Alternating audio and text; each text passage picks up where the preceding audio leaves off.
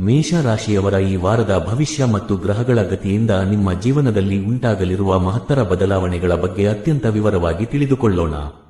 ಮೇಷ ರಾಶಿಯವರಿಗೆ ಈ ವಾರವು ಒಂದು ರೀತಿಯಲ್ಲಿ ಹೊಸ ಚೈತನ್ಯವನ್ನು ನೀಡುವ ಕಾಲವಾಗಿದೆ. ನಿಮ್ಮ ರಾಶಿಯ ಅಧಿಪತಿಯಾದ ಮಂಗಳನ ಸಂಚಾರವು ಈಗ ನಿಮ್ಮ ಜೀವನದ ದಿಕ್ಕನ್ನೇ ಬದಲಿಸುವಂತಹ ಅದ್ಭುತ ಯೋಗಗಳನ್ನು ಸೃಷ್ಟಿ ಮಾಡುತ್ತಿದೆ.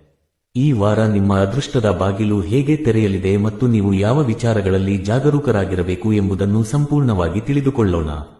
ಹಾಗೆ ಈ ವಿಡಿಯೋಗೆ ಒಂದು ಲೈಕ್ ನೀಡಿ ಮತ್ತು ವಿಡಿಯೋವನ್ನು ಎಲ್ಲಿಯೂ ಸ್ಕಿಪ್ ಮಾಡದೆ ಕೊನೆಯ ತನಕ ನೋಡಿ. ಈ ಮಾಹಿತಿಯು ನಿಮಗೆ ಬಹಳ ಉಪಯುಕ್ತವಾಗಲಿದೆ. ಎಲ್ಲರೂ ಭಕ್ತಿಯಿಂದ ಕಮೆಂಟ್ ಬಾಕ್ಸ್ನಲ್ಲಿ ಓಂ ನಮಃ ಶಿವಾಯ ಅಥವಾ ನಿಮ್ಮ ಇಷ್ಟ ದೈವದ ಹೆಸರನ್ನು ಬರೆದು ಭಕ್ತಿ ಸಮರ್ಪಿಸಿ. ಮೇಷ ರಾಶಿಯ ಸಮಸ್ತ ವೀಕ್ಷಕರೇ, ಮೊದಲನೆಯದಾಗಿ ನಿಮ್ಮ ರಾಶ್ಯಾಧಿಪತಿಯಾದ ಮಂಗಳ ಗ್ರಹಣ ಸ್ಥಿತಿಯನ್ನು ಗಮನಿಸೋಣ. ಈ ವಾರ ಮಂಗಳನು ಧನುಸ್ಸು ರಾಶಿಯ ಪೂರ್ವಾಷಾಢ ನಕ್ಷತ್ರದಲ್ಲಿ ಸ್ಥಿತನಾಗಿದ್ದಾನೆ. ಜ್ಯೋತಿಷ್ಯ ಶಾಸ್ತ್ರದ ಪ್ರಕಾರ ಧನುಸ್ಸು ರಾಶಿಯು ಗುರು ಗ್ರಹಣ ಮನೆಯಾಗಿದೆ ಮತ್ತು ಇದು ಮಂಗಳನಿಗೆ ಮಿತ್ರಕ್ಷೇತ್ರವಾಗಿದೆ. ಪೂರ್ವಾಷಾಢ ನಕ್ಷತ್ರದ ಅಧಿಪತಿ ಶುಕ್ರ ಗ್ರಹನಾಗಿದ್ದಾನೆ. ಮಂಗಳ ಮತ್ತು ಶುಕ್ರರ ಈ ಒಂದು ಸಂಬಂಧವು ನಿಮ್ಮ ಜೀವನದಲ್ಲಿ ಪ್ರೇಮ ಮತ್ತು ಪೌರುಷದ ಸಮನ್ವಯವನ್ನು ಉಂಟುಮಾಡುತ್ತದೆ. ಇದು ನಿಮ್ಮ ವ್ಯಕ್ತಿತ್ವದಲ್ಲಿ ಒಂದು ವಿಶೇಷವಾದ ಆಕರ್ಷಣೆಯನ್ನು ತರಲಿದೆ. ನೀವು ಮಾಡುವ ಕೆಲಸಗಳಲ್ಲಿ ಒಂದು ರೀತಿಯ ವೇಗ ಮತ್ತು ನಿಖರತೆ ಇರುತ್ತದೆ. ಆರ್ಥಿಕ ವಿಚಾರಕ್ಕೆ ಬರುವುದಾದರೆ, ಈ ವಾರ ನಿಮಗೆ ಶುಕ್ರನ ಸಂಪೂರ್ಣ ಅನುಗ್ರಹ ದೊರೆಯಲಿದೆ. ಕಳೆದ ಕೆಲವು ದಿನಗಳಿಂದ ನೀವು ಅನುಭವಿಸುತ್ತಿದ್ದ ಹಣಕಾಸಿನ ಮುಗ್ಗಟ್ಟುಗಳು ಮತ್ತು ಸಾಲದ ಬಾಧೆಗಳು ಈ ವಾರ ನಿವಾರಣೆಯಾಗಲಿವೆ.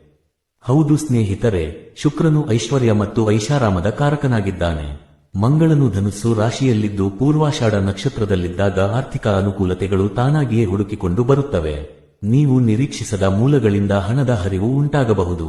ಹಳೆಯ ಬಾಕಿ ಹಣ ನಿಮ್ಮ ಕೈ ಸೇರುವ ಸಾಧ್ಯತೆ ಹೆಚ್ಚಾಗಿದೆ. ಒಂದು ವೇಳೆ ನೀವು ಯಾವುದಾದರೂ ಹೊಸ ಹೂಡಿಕೆ ಮಾಡಲು ಯೋಚಿಸುತ್ತಿದ್ದರೆ ಇದು ಸಕಾಲವಾಗಿದೆ. ಆದರೆ ನೆನಪಿಡಿ, ಬರುವ ಹಣವನ್ನು ಸರಿಯಾದ ರೀತಿಯಲ್ಲಿ ವಿನಿಯೋಗಿಸುವುದು ನಿಮ್ಮ ಜವಾಬ್ದಾರಿಯಾಗಿದೆ. ಇನ್ನು ಉದ್ಯೋಗ ಮತ್ತು ವೃತ್ತಿ ಜೀವನದ ಬಗ್ಗೆ ಮಾತನಾಡುವುದಾದರೆ, ಈ ವಾರ ವ್ಯಾಪಾರ ಮತ್ತು ವ್ಯವಹಾರ ಕ್ಷೇತ್ರದಲ್ಲಿ ಇರುವವರಿಗೆ ಸುವರ್ಣ ಅವಕಾಶಗಳು ಕಾದಿವೆ.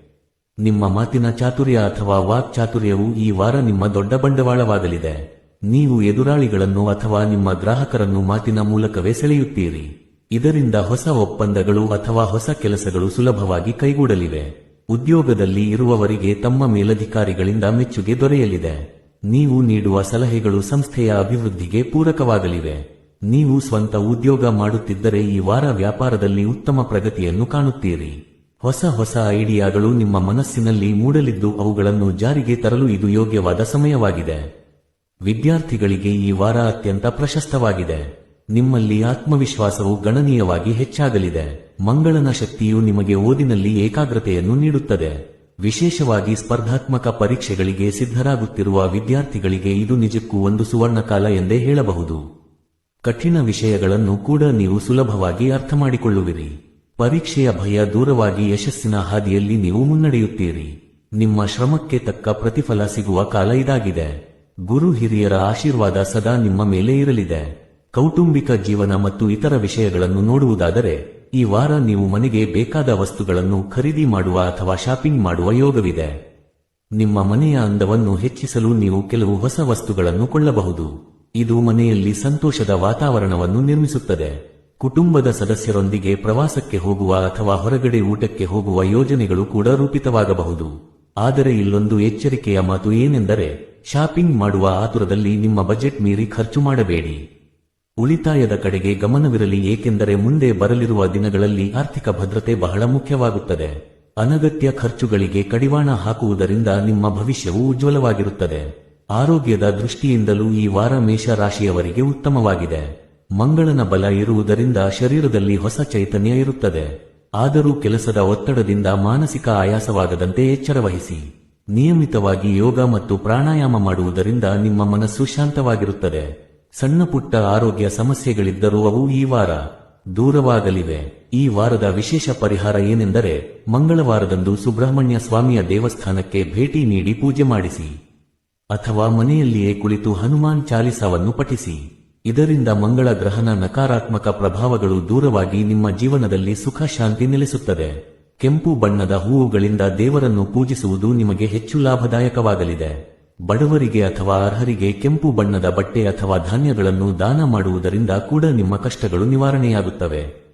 ಒಟ್ಟಾರೆಯಾಗಿ ಹೇಳುವುದಾದರೆ ಮೇಷರಾಶಿಯವರೇ, ಈ ವಾರ ನಿಮಗೆ ಅದೃಷ್ಟ ಮತ್ತು ಯಶಸ್ಸಿನ ಸಂಗಮವಾಗಿದೆ.